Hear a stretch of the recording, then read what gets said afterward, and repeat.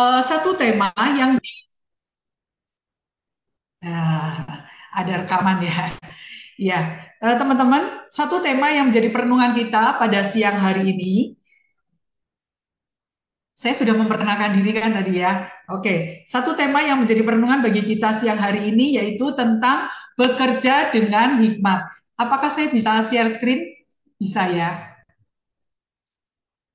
Saya share dulu ya teman-teman ya. Baik. Apakah sudah terlihat? Udah ya. Ya,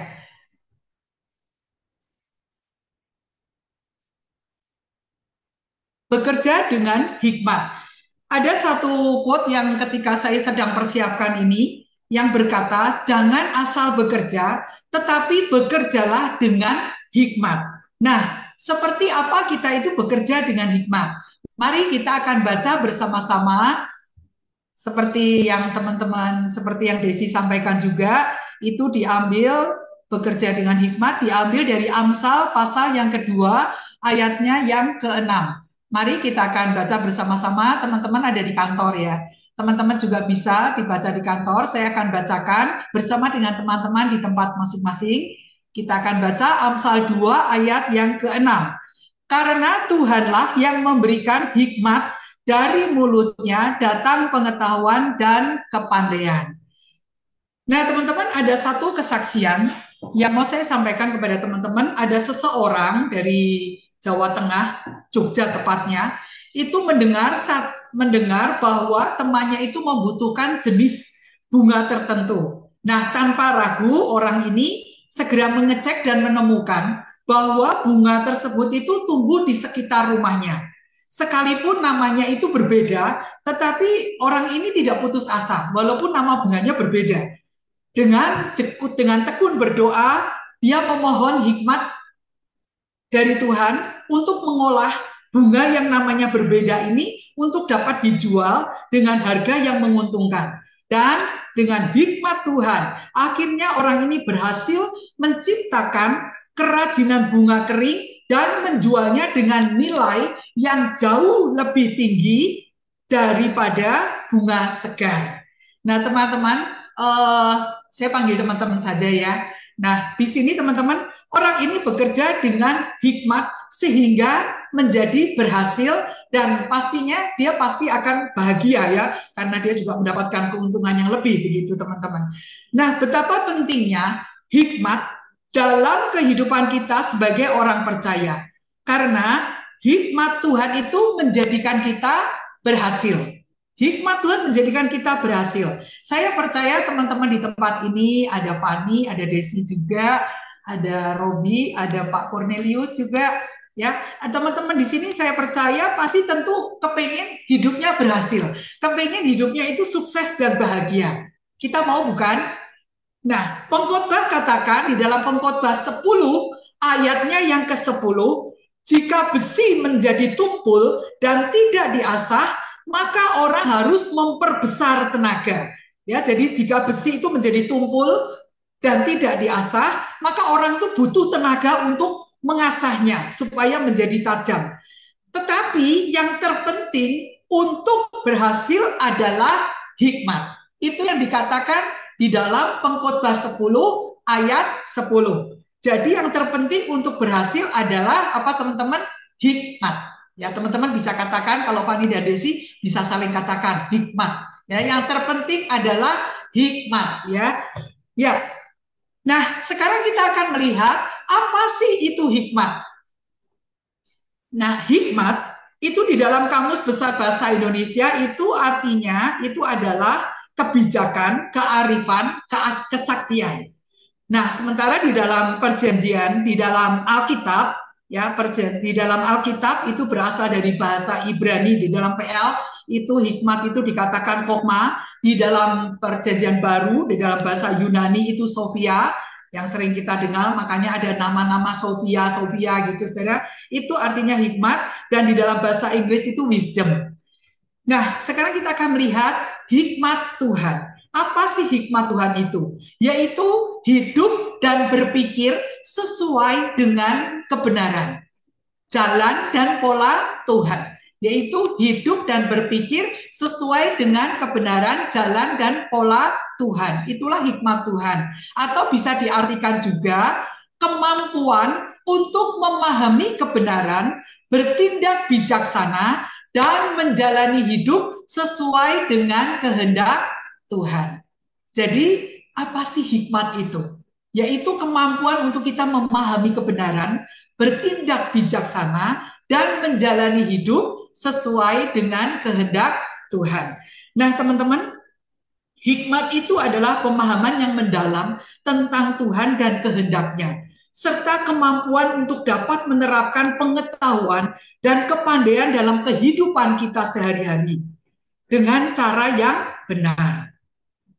Nah, faedah di dalam pasal yang kedua, di dalam Amsal pasal yang kedua ini, teman-teman, itu adalah faedah daripada menuntut hikmat. Ayat kita itu ditulis oleh Salomo yang sudah memberitahukan dan mendorong setiap saya dan teman-teman untuk kita mencari dan memiliki hikmat, pengetahuan, dan kepandaian.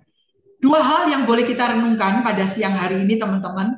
Yang pertama adalah Tuhan yang menjadi sumber hikmat. Seperti tadi dikatakan di dalam Amsal pasal 2 ayatnya yang ke-6, karena Tuhanlah yang memberikan hikmat. Dari mulutnya datang pengetahuan dan kepandaian. Tuhanlah yang menjadi sumber hikmat kita. Jadi mau tidak mau, kalau kita mau mendapatkan hikmat Tuhan, kita harus apa, teman-teman? Mau tidak mau kita harus memiliki hubungan yang intim dengan Tuhan. Memiliki relasi yang kuat dengan Tuhan. Melalui apa? Melalui doa. Ya, melalui doa, melalui firman Tuhan, melalui Alkitab yang kita miliki. Ketika kita mendengar firman Tuhan. Jadi mau tidak mau kita harus memiliki hubungan yang kuat. Karena apa? Tuhan itu yang menjadi sumber hikmat kita. Di dalam Amsal 9 ayat yang ke-10 dikatakan, permulaan hikmat itu adalah takut akan Tuhan. Dan mengenal yang Maha Kudus adalah pengertian. Jadi takut akan Tuhan adalah permulaan hikmat, dan pengenalan akan yang Maha Kudus memberi pengertian. Tetapi orang bodoh menghina hikmat dan didikan. Nah, teman-teman, kita harus datang kepada Tuhan untuk memperoleh hikmat. Ya, kalau teman-teman tanya, gimana supaya saya itu setiap hari punya hikmat Tuhan? Mau tidak mau kita harus memiliki hubungan yang kuat dengan Tuhan. Dengan takut akan Tuhan, kita akan berjalan di dalam kebijaksanaan, memperoleh hikmat di dalam Tuhan, harus dilanjutkan dengan hidup bijaksana di dalam Dia. Memang hikmat tidak terlihat, tetapi hikmat akan terlihat di dalam segala keputusan yang kita buat, karakter yang ada di dalam kehidupan kita. Nah, teman-teman, orang yang memiliki hikmat itu di dalam Amsal 3 ayat 13-15 itu juga dikatakan adalah orang yang berbahagia.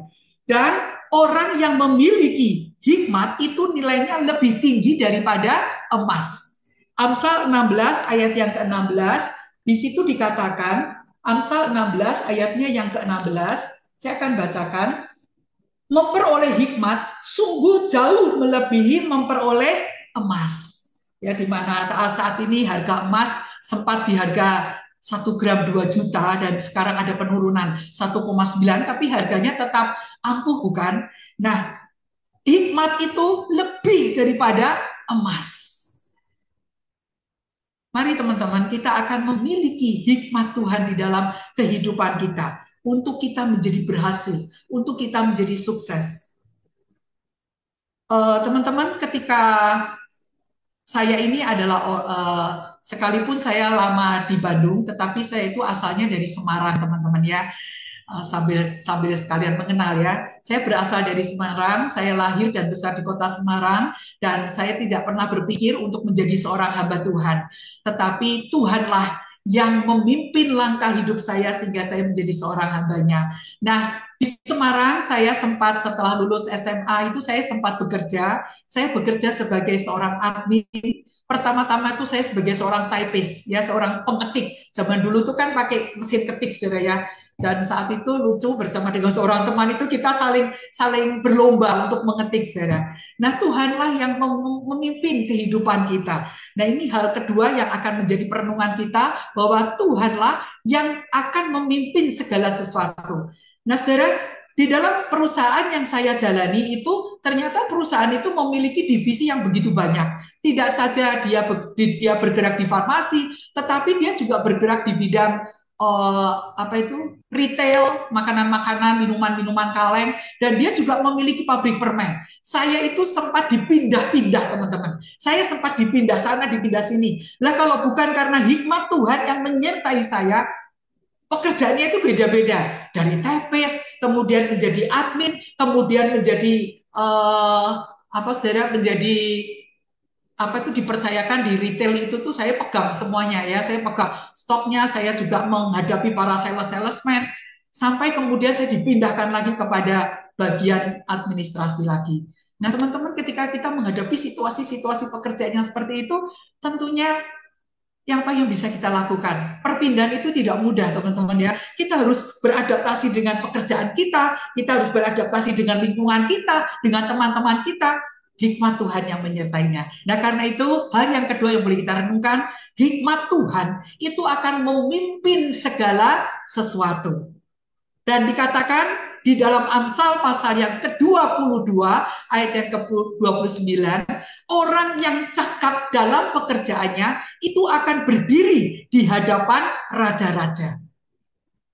Dan yang menjadi moto saya di dalam bekerja, teman-teman, itu adalah Kolose 3 ayat 23. Apapun juga yang kamu perbuat, perbuatlah dengan segenap hatimu seperti untuk Tuhan dan bukan untuk manusia. Nah, nanti next lah kita akan merenungkan ayat ini lebih lanjut. Nah, teman-teman, hikmat Tuhan itu memimpin segala sesuatu. Hikmat itu menjadi kunci keberhasilan di dalam pekerjaan kita. Dalam bekerja, kita perlu meminta hikmat yang akan memimpin kita dalam hal apa? Mengambil keputusan yang tepat, menghadapi tantangan dengan sabar, dan kita dapat bekerja dengan sepenuh hati untuk menghasilkan pekerjaan yang berkualitas. Teman-teman, ketika di Semarang itu yang tadi saya ceritakan, saya sempat dipindah-pindahkan di dalam satu perusahaan yang pernah saya pernah ada di situ, dan di situ saya melihat tuntunan Tuhan yang luar biasa. Hikmat Tuhan yang menyertai sehingga saya dapat menyelesaikan segenap tugas-tugas tanggung jawab yang ada. Dan setelah itu, ya bukan karena saya bosan, saudara ya, saya sempat lama bekerja di perusahaan itu sekian tahun, karena ada satu hal di mana ada adik daripada bosnya itu tidak menepati janji yang pernah dikatakan kepada saya. Ya udah, kamu udah nepatin janji, saya nggak nagih, saya juga nggak apa-apa. Ya udah, saya cari saja kesempatan yang lain. Mungkin itu menjadi jalan pemicu saya untuk mencari pekerjaan yang lain.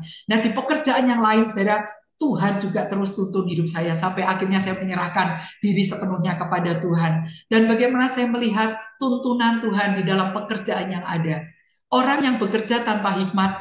Ada seorang teman, saya pernah punya seorang teman di dalam pekerjaan di salah satu perusahaan itu, saudara, ada seorang teman sarjana lagi. Awal-awal itu dia bekerjanya itu buku itu ada di meja semuanya, teman-teman.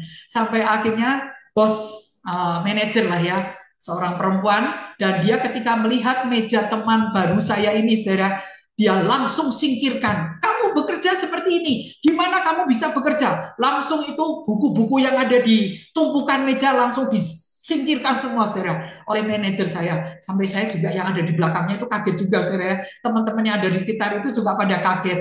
Nah, saudara, hikmat Tuhan itu sangat penting untuk kita dapat mengatur segala sesuatu ketika kita bekerja. Ya, supaya kita bekerja dengan lebih enak. Bagaimana kalau teman-teman punya satu ruangan sendiri, itu juga teman-teman bisa atur segimana sebaik-baiknya. Karena orang yang cakap dalam pekerjaannya, seperti Amsal Salomo juga katakan, akan berdiri di hadapan raja-raja. Ya, akan berdiri di hadapan raja-raja. Nah, teman-teman, biarlah ketika mungkin juga di dalam pekerjaan kita, mungkin kita ada tugas-tugas yang harus kita bereskan. Mungkin sampai kita harus lembur, tapi tidak dikasih lemburan, begitu, saudara. Ada mungkin ada perusahaan-perusahaan yang menghendaki kita bekerja tapi tidak ada lemburannya. Nah, waktu itu ketika saya bekerja, karena saya punya ayat moto saya itu di dalam Kolose 3:23 ini, sehingga sekalipun saya harus pulang lebih malam atau saya enjoy saja, saudara. Karena saya tahu saya bekerja itu bukan untuk bos saya bekerja bukan sekedar untuk teman-teman saya, tapi lebih daripada itu, saya bekerja untuk Tuhan. Jadi saya rapikan apa yang bisa saya lakukan. Nah, itulah teman-teman yang menjadikan kita, kenapa Raja Salomo itu kan terkenal dengan hikmatnya. Ketika Tuhan menawarkan kepada dia, apa yang kamu minta Salomo? Di dalam satu Raja-Raja pasal yang ketiga, ayat yang kelima itu, Tuhan itu sempat berkata kepada Salomo, di dalam mimpinya, mintalah apa yang hendak kuberikan kepadamu. Nah, kalau teman-teman dikasih tawaran seperti itu, apa yang teman-teman minta? Tuhan, saya pengen kaya raya supaya saya bisa jalan-jalan. Apakah seperti itu? Tuhan, saya kepengen hidup saya bahagia. Saya jadi ingat seorang pengacara kita yang sangat terkenal. Ya tentunya teman-teman tahu ya, Hotman Paris. Dia sudah kayanya seperti apa ya? Cincinnya saja sampai semua dipakai di jari-jarinya. Tapi dia katakan, di mana kebahagiaan itu? Di mana kebahagiaan itu? Nah teman-teman, hikmat Tuhan akan memimpin kita di dalam segala sesuatu. Ketika Salomo ditawarkan oleh Tuhan, apa yang kamu minta? Apa yang kamu minta? Mintalah apa yang hendak kuberikan kepadamu. Kalau kita lihat di dalam film-film juga ada seorang ada lampu yang digosok-gosok dan jin keluar gitu ya. Tuanku, apa yang kamu minta gitu ya. Seringkali kan kita lihat ada orang yang minta inilah, minta kekayaan, minta kedudukan, minta kebahagiaan. Tetapi yang berbeda daripada Salomo yang terkenal dengan hikmatnya. Yang dia minta apa teman-teman? Berilah. Di dalam ayatnya yang ke-9 dikatakan, di dalam satu raja-raja itu teman-teman, maka berikanlah kepada hambamu ini hati yang faham menimbang perkara untuk menghakimi umatmu dengan dapat membedakan antara yang baik dan yang jahat. Sebab siapakah yang sanggup menghakimi umatmu yang sangat besar ini? Yang Salomo minta adalah apa teman-teman? Hikmat. Untuk dia dapat menimbang. Untuk dia dapat menimbang perkara, dapat membedakan antara yang baik dan yang jahat. Sebab siapakah yang sanggup menghakimi umatmu yang sangat besar ini? Dan kita lihat di dalam satu peristiwa ketika ada dua orang ibu dan membawa seorang bayi. Dua orang ibu ini mengaku bahwa ini adalah bayinya. Ibu yang satu berkata ini juga bayinya. Itu bukan perkara yang mudah. Tetapi dengan hikmat Tuhan, Salomo dapat melakukan tugasnya sebagai seorang raja. Dan dia dapat memberikan keadilan, kebijakan kepada kedua ibu ini. Nah demikian pula teman-teman, hikmat Tuhan itu akan memimpin kita dalam segala sesuatu. Hikmat Tuhan akan membuat kita berhasil. Hikmat Tuhan akan membuat kita pekerjaan kita juga bisa berkualitas. Hikmat Tuhan itu juga kita dapat bekerja dengan hati yang tulus. Hikmat Tuhan akan membantu kita bekerja dengan hati yang tulus. Tidak hanya mencari keuntungan pribadi, tetapi memberikan yang terbaik, bermanfaat bagi orang lain dan juga bagi perusahaan dari di mana kita bekerja, dan juga pekerjaan kita itu adalah pelayanan kita. Ya, jadi mungkin karena kesibukan pekerjaan sehingga mungkin kita nggak bisa pelayanan, pekerjaan kita itu adalah pelayanan kita, ya ladang kita. Nah teman-teman, apapun juga yang kamu perbuat, perbuatlah dengan segenap hatimu seperti untuk Tuhan dan bukan untuk manusia. Biarlah ini menjadi moto juga bagi teman-teman di dalam teman-teman bekerja di perusahaan teman-teman. Nah kemudian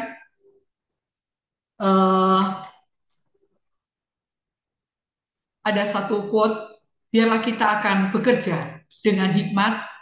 Bekerja dengan hikmat Tuhan berarti apa teman-teman?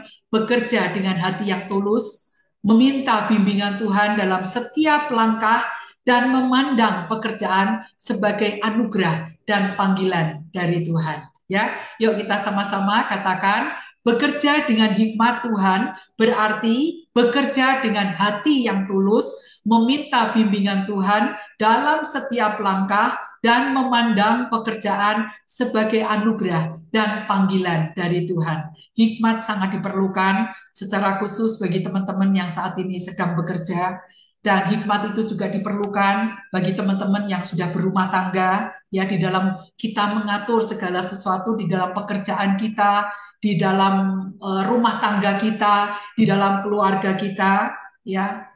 Saya juga sebagai seorang istri, walaupun saya hanya tinggal bersama suami yang masih bekerja, jadi saya sambil pelayanan, saya juga mengerjakan tugas-tugas saya sebagai seorang istri di rumah yang menemani suami saya juga. Nah, teman-teman, kita dapat mengatur segala sesuatu itu supaya hidup kita ini tidak menjadi batu sandungan, tetapi hidup kita juga dapat memuliakan Tuhan. Hikmat Tuhan akan memimpin seluruh langkah kehidupan kita. Ya, hikmat Tuhan memimpin segala sesuatu. Hikmat Tuhan itu menjadi kunci untuk kita berhasil, untuk kita menikmati kebahagiaan di dalam kehidupan kita. Ya, ketika kita bekerja, ketika kita sedang ada di dalam keluarga, ataupun kita sebagai seorang anak, apapun setiap kita, saudara, kita boleh menikmati kasih sayang dan berkat Tuhan, karena hikmat itu adalah pemberian dari Tuhan. Karena itu, Salomo juga mengingatkan kita untuk kejar itu hikmat. Ya, hikmat Tuhan itu sangat lebih berharga daripada emas, dan hikmat Tuhan itu yang menjadi kebahagiaan. Ya, berbahagialah orang yang memiliki hikmat Tuhan. Ya, jangan hikmat itu juga kalau di dalam perjanjian baru itu Paulus juga katakan ada hikmat manusia yang mengandalkan kekuatan pikirannya, tetapi berbeda dengan hikmat Tuhan. Hikmat Tuhan itu kita mengandalkan Tuhan. Mau tidak mau, teman-teman harus memiliki hubungan yang intim dengan Tuhan untuk kita boleh memiliki hikmat daripada Tuhan. Ya, sekali lagi, bekerja dengan hikmat Tuhan berarti apa, teman-teman? Bekerja dengan hati yang tulus, hati yang jujur, meminta bimbingan Tuhan, karena kita tidak akan mampu menghadapi situasi-situasi yang ada, perubahan-perubahan yang ada, tetapi dengan hikmat Tuhan kita dapat melakukan apa yang Tuhan percayakan dalam hidup kita, secara khusus di dalam pekerjaan kita, dalam setiap langkah kita, dan memandang pekerjaan sebagai bukan beban, tetapi sebagai anugerah.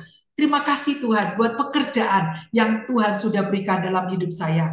Apalagi sekarang situasi tidak mudah, mungkin teman-teman juga sudah mendengar banyaknya PHK yang terjadi, dan kalau kita masih bisa bekerja, perusahaan masih bisa berjalan, itu adalah berkat Tuhan. Karena itu, pandanglah pekerjaan sebagai anugerah dan panggilan dari Tuhan, di mana kita juga dapat melayani di dalam pekerjaan yang Tuhan percayakan di perusahaan yang teman-teman lakukan. Apapun juga yang kita kerjakan, lakukanlah seperti Tuhan, seperti untuk Tuhan, bukan untuk manusia.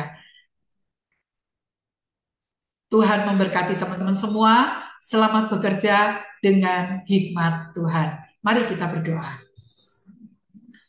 Bapa di surga, sungguh kami mengucap syukur Tuhan, kalau pada siang hari ini firman-Mu sudah disampaikan, teman-teman daripada Persekutuan Doa Suripola boleh bekerja dengan hikmat Tuhan.